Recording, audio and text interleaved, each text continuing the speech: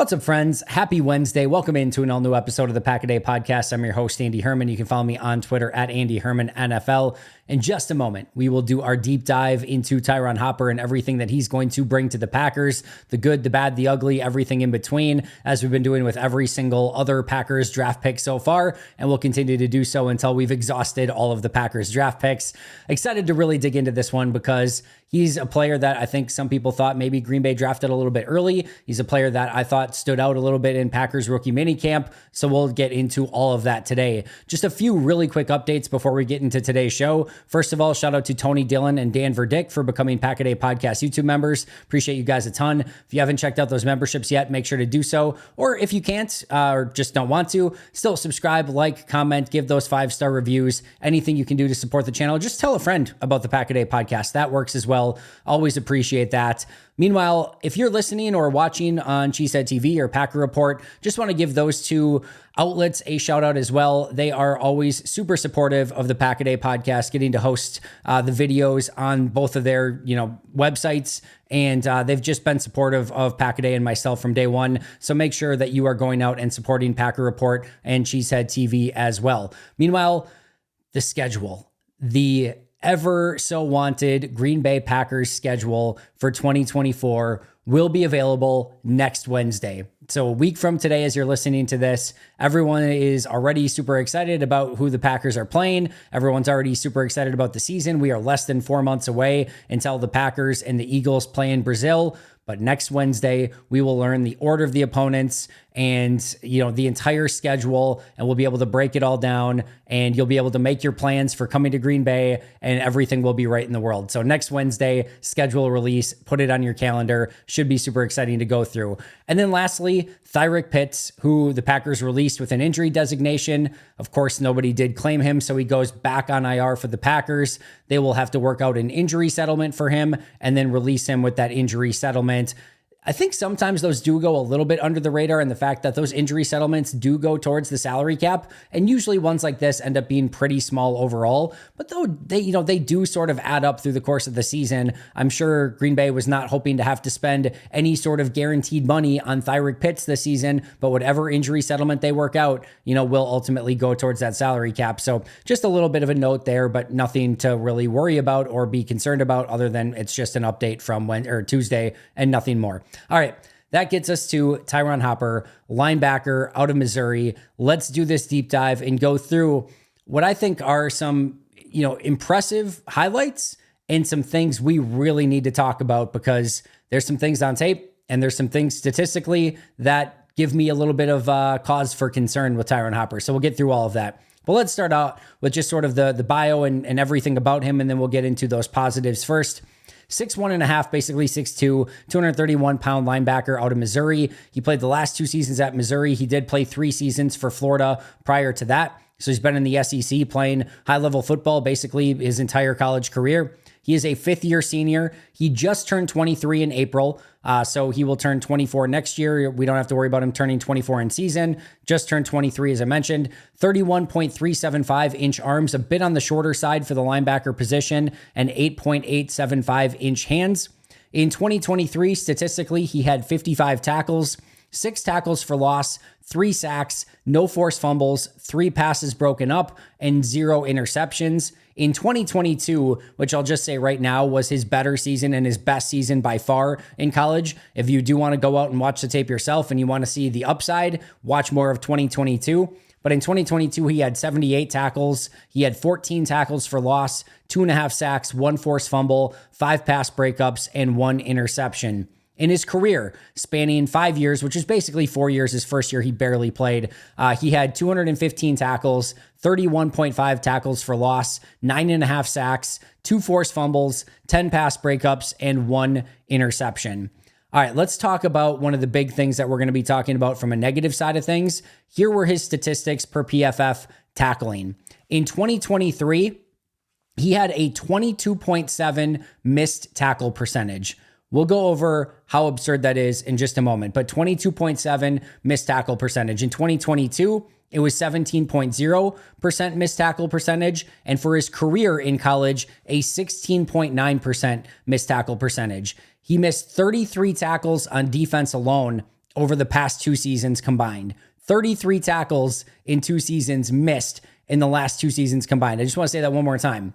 Now, going back to that 22.7% missed tackle percentage, just to give you an idea of what type of percentage we're looking at here, Micah McFadden in the NFL last year led the NFL in missed tackle percentage at 20.7. The second player on that list was Jordan Brooks with 16.5%. So think about that for a second. Micah McFadden was 4.2% higher on a missed tackle rate than any other player in the NFL. And Tyron Hopper was 2% above Micah McFadden. Now, I know Hopper played in college football and McFadden was in the NFL, but newsflash, things don't get easier in the NFL. They get harder in the NFL. So the fact that he missed 22.7% of tackles in 2023, which would have been 2% higher than anyone in the NFL, even Micah McFadden, who was 4.2% higher than anyone else. And then the next below that, by the way, below Jordan Brooks, was Alex Anzalone with only 15.8%. So we're talking almost 7 full percentage points higher than the third player on the list. That is an incredible, striking, and really poor statistic for Tyron Hopper. So that is obviously less than ideal. And even if you go say like, hey, maybe 2023 was an outlier, 2022, remember he had that 17% missed tackle percentage, which still would have been second last year behind only Micah McFadden, and 16.9% for his career, not an outlier. For his career, still would have been second behind only, again, Micah McFadden. So that missed tackle percentage, one that we are going to touch on quite a bit when we get to the negative side of things. In pass defense, and these are per PFF again, in 2023, he had 30 targets against him. He allowed 21 completions in coverage for a 70% completion percentage, 231 yards, 1 touchdown, no picks, 2 pass breakups, a 103.6 passer rating, and 3 penalties. In 2022, 29 targets, 21 completions, 72.4% completion percentage, 165 yards, no touchdowns, 1 pick, 2 pass breakups, 71.8 passer rating, and 2 penalties. Over his career, he was targeted 89 times, 63 completions, 70.8% completion percentage, 608 yards, 1 touchdown, 1 pick, 6 pass breakups, 88.6 passer rating, and 5 total penalties. All right, from an athletic standpoint, had a 7.42 relative athletic score. He did not do the bench press. That was the only thing that he didn't do. He tested everything else. Was 65th percentile in height, 44th percentile in weight, 83rd percentile in the vertical, 91st percentile in the broad jump, 73rd percentile in the 40-yard dash, but only 37th percentile in the short shuttle, and 43% in the 3-cone. So the agility testing, he tested lower in. Everything else tested pretty darn well, and overall a 7.42 relative athletic score, putting him in the 74th percentile overall of athletic scores for linebackers. All right, his grades per PFF in 2023 had a 51.5 grade on 562 snaps. Remember, average is 60. So if average is 60, 51.5, not a great grade in 2023. In 2022, as I mentioned, is easily his best season, 77.5 grade on 764 snaps. In 2021, he had a 60.9 grade on 471 snaps. In 2020, a 47.6 grade on 75 total snaps. And then in 2019, only had 3 snaps, graded 67.0 overall. He also had 468 career special team snaps, but he only had 32 coverage snaps in the past 2 seasons, which is really, when you're talking about special teams, primarily you want to talk about those coverage, snaps and how much they actually went on punt coverage and kick coverage. Only 32 coverage snaps total in the last 2 years combined. Also, he has 4 special teams tackles in his entire college career. He has 3 missed special teams tackles in his special teams career. And again, that is per PFF. All right, all of that put to the side, let's actually dig into the tape and talk about what I saw as his positives and his negatives. And there were some glaring ones on both sides. So first of all, from a positive side, let's go over the good things first. The number one thing that I would say really stood out about his game is his blitzing ability. And they used him as a blitzer in a variety of different ways. They would use him right up the A gap. They would use him off the edge. They would use him as a delayed blitzer. They would do cross dogs. They would do double A gaps. They would do just about everything that you could possibly imagine. And the first thing that just completely shows up for him is his run and chase ability. He's got good speed. He's got closing ability to the quarterback, which is how he gets some of those sacks. Even some of the more agile mobile quarterbacks, he was able to track down. That is one of his real true strengths. And again, not only just with the ability to just purely blitz, and even when he gets on running backs or tight ends, he can beat those guys. But it's also, again, the ability to twist and stunt and run some games with him. And he knows how to get clear, how to sort of dodge some of those blockers and get skinny and get to the quarterback. He also has a really good sort of natural bend and a little bit of a rip move off the edge. So if you do want to use him a little bit off the edge, especially as a blitzer, he's got some of that ability and just kind of raw natural ability there. He doesn't have any counters. He's not going to set it up a ton. If NFL offensive tackles get their hands on him, they're just going to win. But like I said, he does have some unique true bend and rip ability across the edge that gives him some threat on that side of things as well. And it's evidenced by the fact that over the past 2 seasons, he had 49 pressures in those 2 seasons combined. And we're not talking edge rusher here, right? Like those are pretty decent edge rusher numbers for 49 pressures. And maybe not like high end, but not bad, right? We're talking an off-ball linebacker whose primary job is not to rush the quarterback, and he still ended up with 49 pressures. So that pure blitzing ability, again, regardless of how you want to do it, he has it. And he can get the quarterback, he can chase them down, and he can make plays in the backfield. And that was one of the very first things that stood out. And again, usually with a linebacker, off-ball linebacker, you're usually like, all right, they can get through a running back, or maybe they can blitz off the edge, or maybe they can use, some double A-gap stuff, or maybe it's just one thing. But he really does it in a variety of different ways, and he's got sort of that quarterback hunting mentality. And that brings us to our second one as well, his ability to spy the quarterback. He's got enough agility and he's fleet of foot enough and can get sideline to sideline. You use him on that second level and just spy him in the middle of the field. First of all, that big vertical, 6'2" linebacker, middle of the field, some of those throws you're trying to get over the top. There's one where he gets really high up and the quarterback did a great job of layering it and getting it over his head. But that's another big piece in the middle of the field that you sort of have to navigate a little bit if you throw the ball. But if you don't, he's sitting there spying you, waiting for you to take off. And he does have great pursuit. He takes a good angle to the football and he's going to run you down more often than not. So those are the 2 biggest traits that he has at his disposal, in my opinion, his ability to really blitz the quarterback and his ability to spy the quarterback and chase down from behind when needed. And this is the other thing. He is an attacking downhill linebacker. Does that sound familiar? We just heard Jeff Hafley the other day say, I want these players attacking. I want them playing fast, rallying to the football, playing downhill football. This is the style of defense that he wants to play. And Tyron Hopper is an attacking, down the field linebacker who will run and chase, get to the football, and track you down. That's who he is.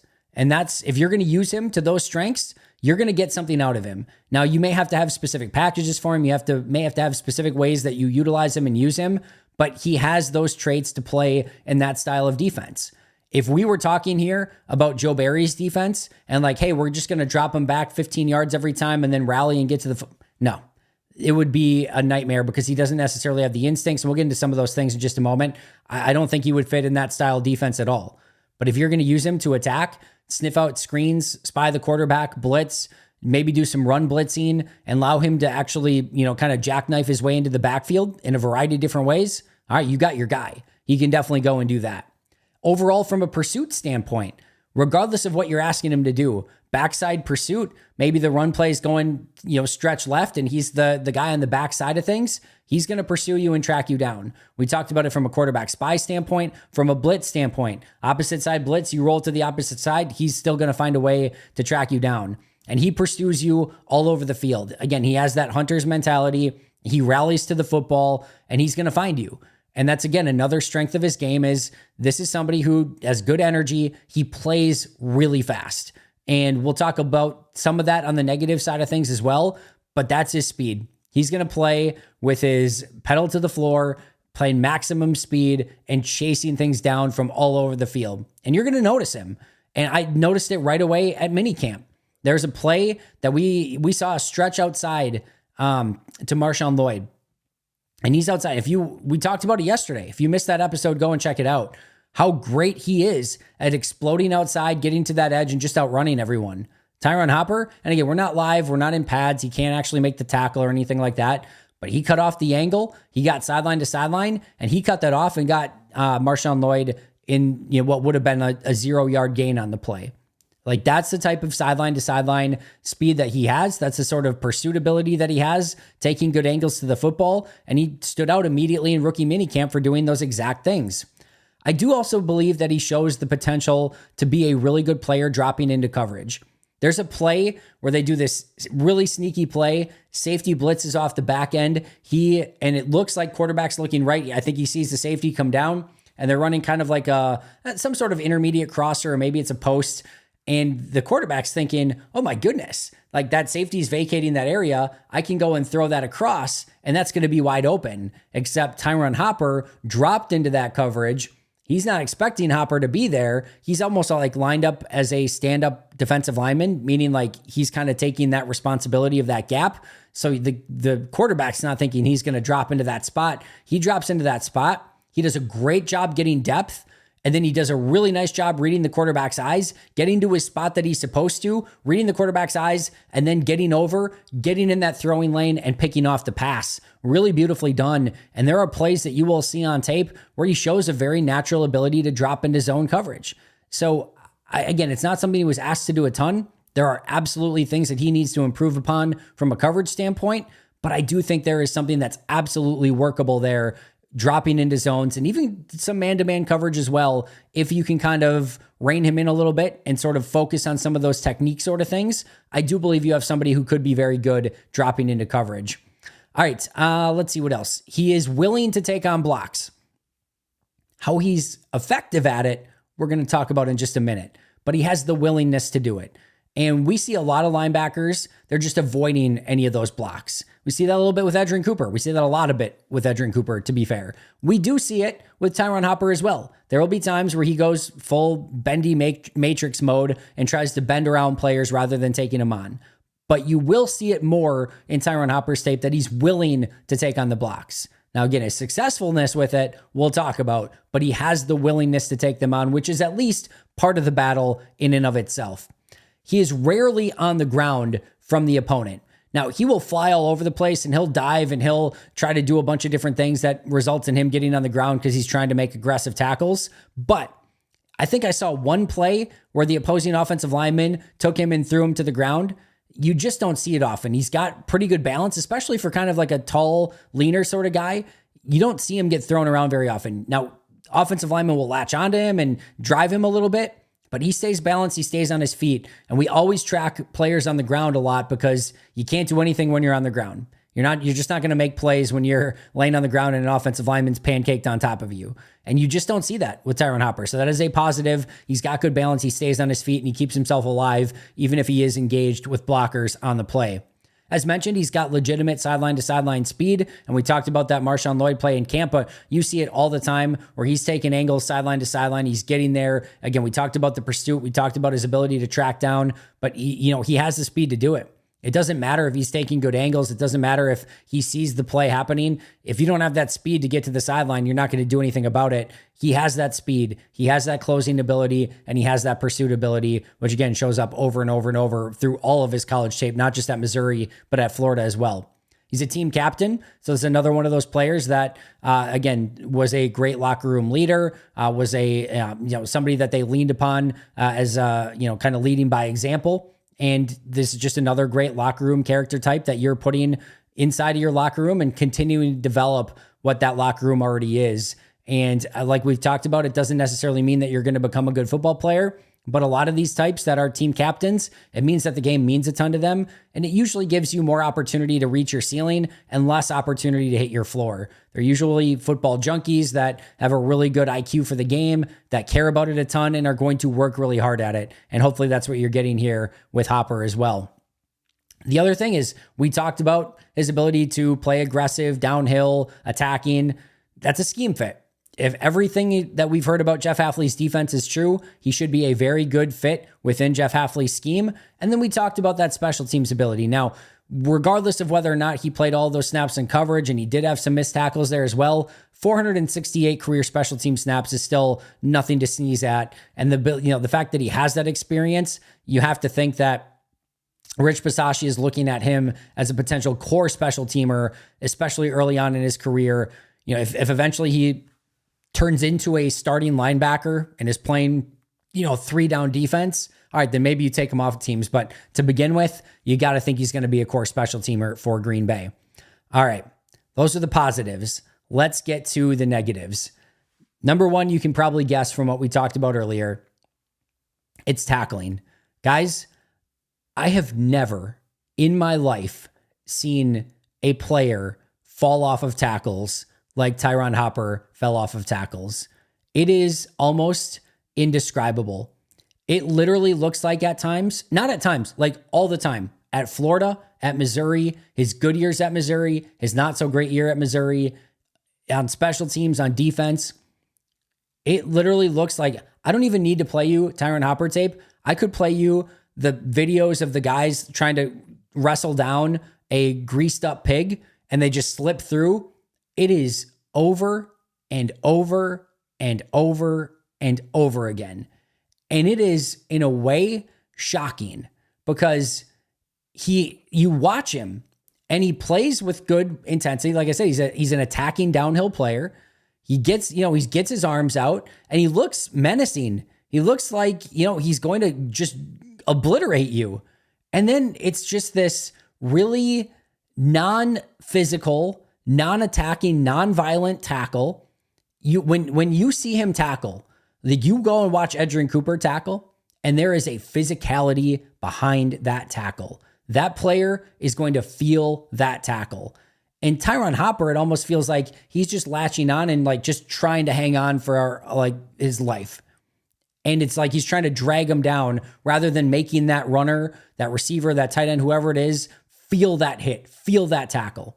And with that, when he's going in, he's like players are just breaking his tackles left and right. And the 33 missed tackles over the last 2 years are the ones where like he had in the grasp, like should have easily been tackles. There are plenty of other plays where he could have made tackles, could have got to that spot, tried to go for maybe a shoestring tackle instead, and also missed on opportunities to bring down the tackler. And when I say like it is all over the tape, it is all over the tape in a very concerning sort of way. We talked about with Marshawn Lloyd that he's got sort of this catastrophic issue that if he doesn't fix it, he can't see the field. If you fumble once every 40 touches like he did in college, and you can't pass protect like he struggled with in college, you're just not going to see the field in Matt LaFleur's offense or in anyone's offense. It's a non-starter. You can't fumble. You have to pass protect. You want to see the field with any sort of real consistency. Those two things are non-starters if they continue. For a linebacker, one of the prerequisites of the position is your ability to tackle. You cannot be missing over 1 out of every 5 attempts as a starting linebacker. Imagine 1 out of every 5 attempts this past season, they're breaking the tackle. And again, I'm not even talking about the close calls here. These are like the real legitimate, should easily be tackles.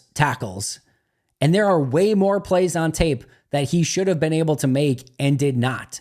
And like I said, an alarming rate. That is a completely unplayable missed tackle percentage. You just can't survive in the NFL with that level of missed tackles. He also overruns tackles a lot, meaning he plays at an extremely high pace and he will go downhill and have that attacking downhill mindset, which is good. We want that overall, but he plays at such a high speed and just, 100 miles an hour that so many times he overruns the play. They cut back and they've got this wide alley. That's not even labeled as a missed tackle, but that shows up a ton where he's not even getting, hands on the tackler because he's running too aggressively in one direction and the running back cuts back in the other direction. He's also, as we sort of mentioned, not an impact tackler. Backs, receivers, tight ends, when he tackles them, they don't move backwards. They move forwards. You are going to see NFL players, if he does not correct his tackling technique and does not get more physical as a tackler, when he makes the tackle, they're going to drag him for 2-3 yards consistently.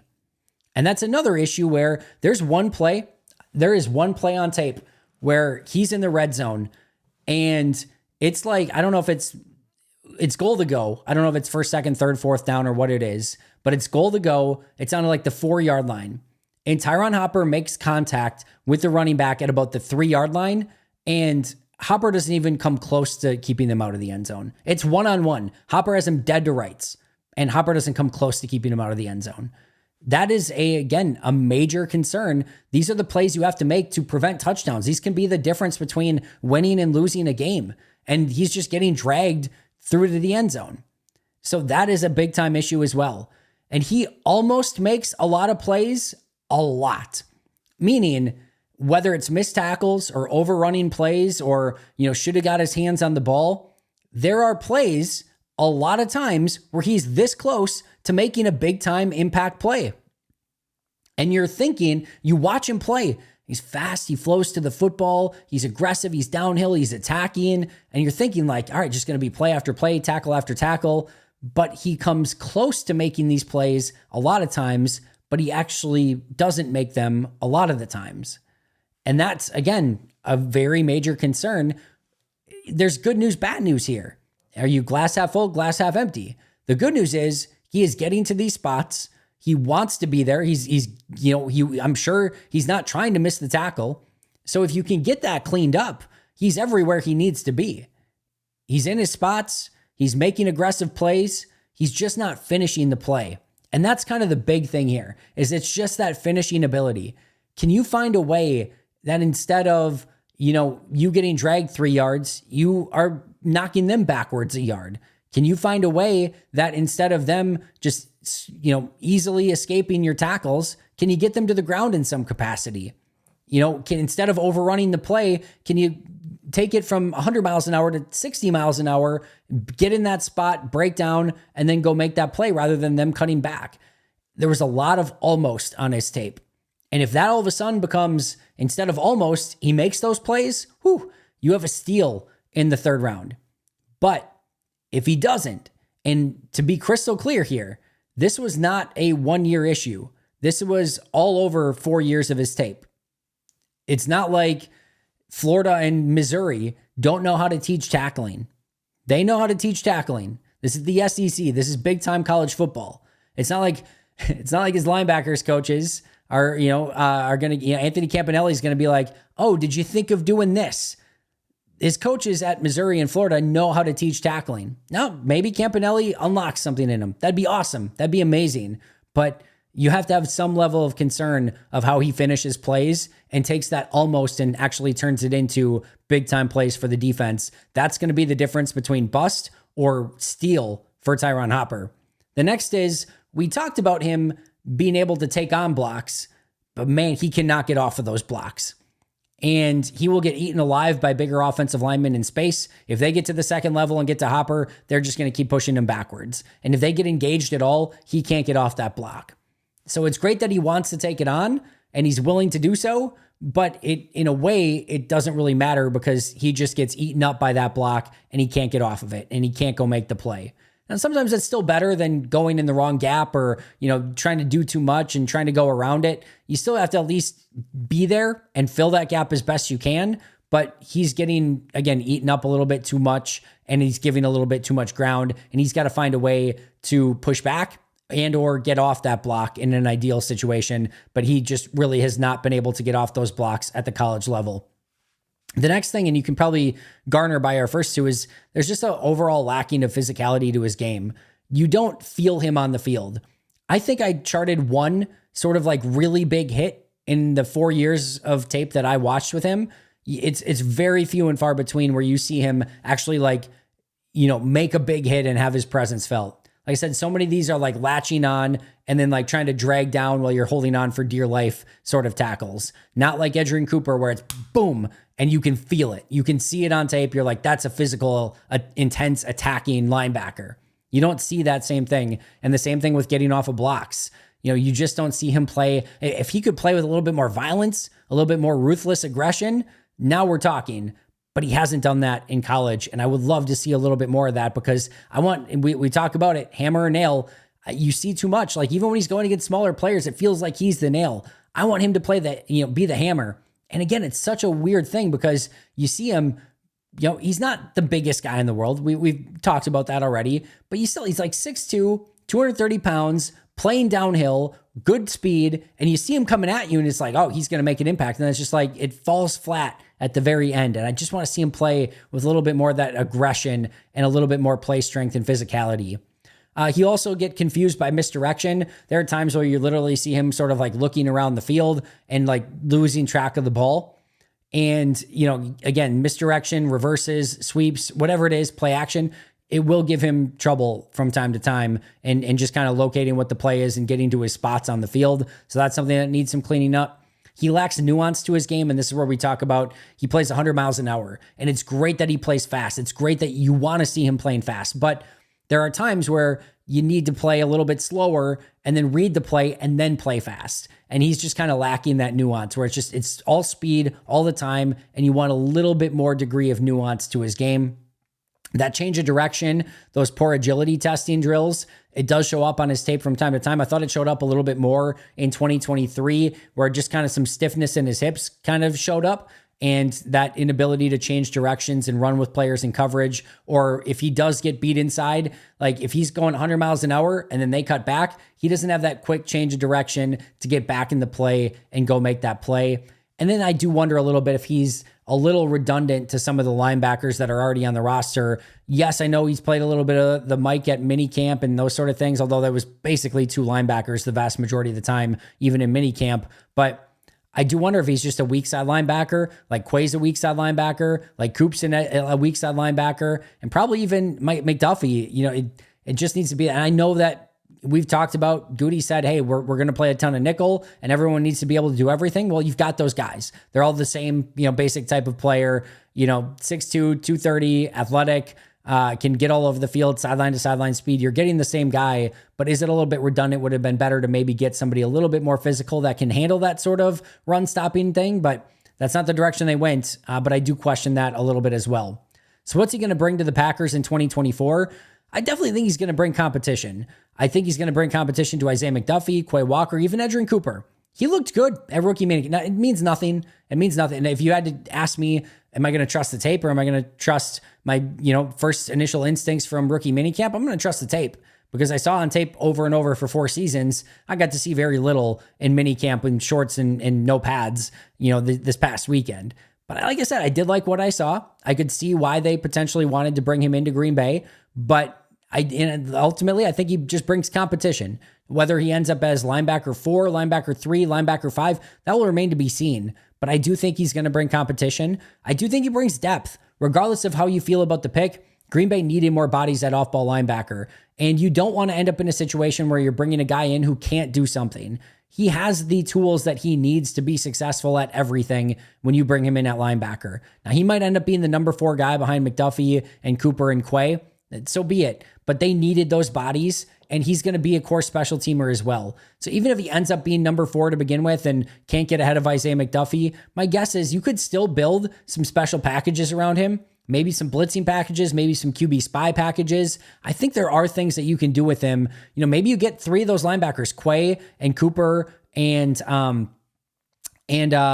Hopper all in the field at the same time. Maybe you blitz 2 of them and drop 1, and it kind of can change from time to time. I think there's some different things that you could do with that. So I do think there's ways to utilize him right away, but probably more role player, special teamer, depth piece in 2024 if I had to guess. But I do think he's a scheme fit. I do think he's an attacking linebacker. I think he's going to fit well within this Jeff Hafley defense and their mentality that they want. And hopefully they get all of those pluses and minimize some of those minuses. But the big thing, he's going to have to be a more consistent and efficient tackler moving forward. As I mentioned, caught my eye at minicamp. Tape was not great. It's not great. I'll just put it that way.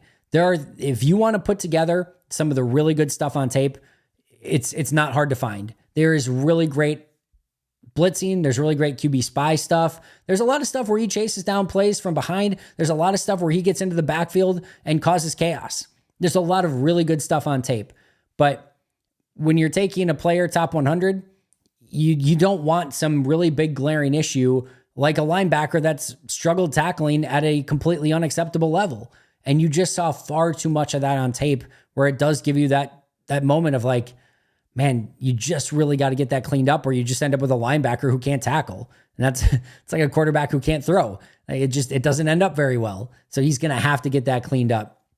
Never saw anyone miss tackles the way that he misses tackles, meaning he's there. He's ready to make the play, and he just can't make the play. So again, he's got to get that cleaned up. I do think he can be a core special teams player, but if he's on coverage units, guess what he's going to have to do? He's going to have to tackle. So again, he's going to have to get that cleaned up.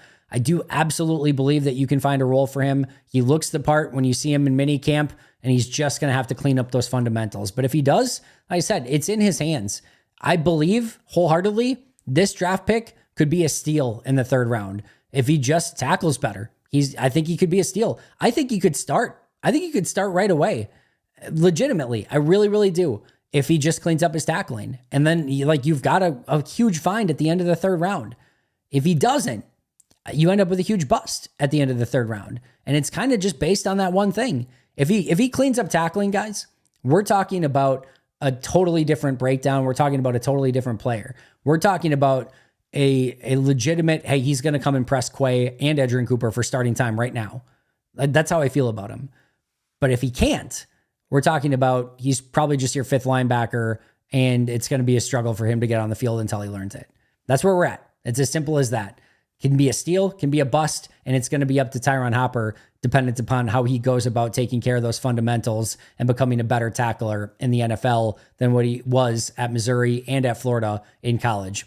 All right, that's going to do it for me today. Thank you so much for joining me. Always appreciate you. Shout out to our Hall of Fame and All-Pro members, Most Hated Minnesotan, PJ Wynn, John Wild, Shea Dad, Brandon Pauletta, Jennifer Wright, Boom Handle, Donald Lee, Lori Lord, Baby QB, David McCluskey, Donald Decker, Bremen, David Prendergast, Dan Miller, Alex Wong, Arnaldo Espinoza, and Michael Shipper. I'll see you guys tomorrow. But until next time, and as always, go Pack Go.